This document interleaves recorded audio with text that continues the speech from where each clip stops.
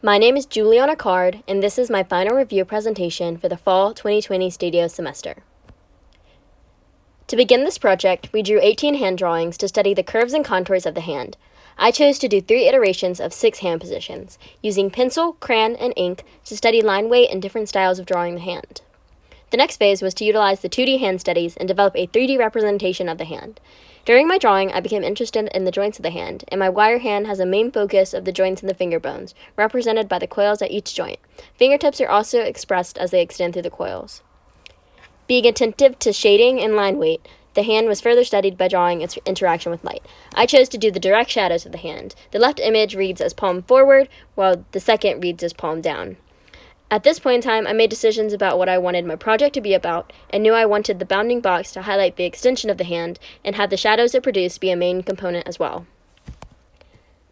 As I began to think about how the wire hand could be situated in a bounding box, geometries within the hand were considered and led to the creation of these drawings where different colors dial in on the regulating frames that can be applied to the wire hand. The next phase was to begin thinking about the bounding box as a physical model. These are prototypes of corners of the bounding box that were considered as I progressed. With the creation of prototype corners, rhino models were also created to be shown as axonometric drawings. These are some sketches for these prototypes.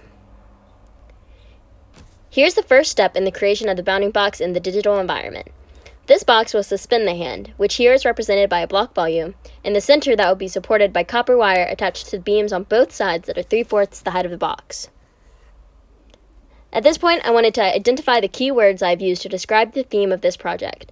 Direction, balance, passage, extension, and openness are words that inspired the development of this project. This drawing illustrates the assembly of the bounding box, as one might see in an instruction manual. Here's that assembly shown as a GIF.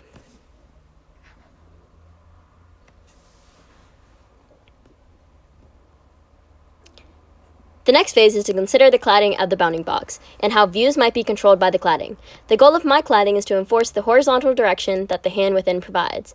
I did this by leaving the front and the back of the box open, and creating minimal cutouts to the sides. The cladding assembly also exemplified a passage-like situation in which the hand can be visualized reaching forward and through. Thinking back to the drawings of the hand under the light, I wanted to utilize those shadows in a similar fashion, so the top of the box is completely covered, allowing the interesting shadows to be projected on top if a light source is placed underneath. The cladding consists of multiple layers of the vellum material to highlight and bring order to the complex shadows produced by the wire hand by working with translucency. I provided these images and diagrams to show the cladding and demonstrate the layers of translucency by different tones in the diagrams. To examine the bounding box form and the space within it, section drawings were produced and show how the hand is situated in the bounding box. As a sort of final phase of this project, we evaluated how our bounding box assembly might be placed within a site. With both ends and top of the bounding box being equally important, a pedestal is centered for the assembly to sit on to provide views of each side. Horizontal cutouts in the walls extend the passage created by the bounding box in the direction the hand is reaching for. This diagram demonstrates the intended movement of a viewer around the pedestal and bounding box. This render includes a scale figure to demonstrate how one can view the bounding box and site around it. This image shows a face-on perspective of how the site further enforces the bounding box and the wire hand's direction. Here are images of the final clad assembly.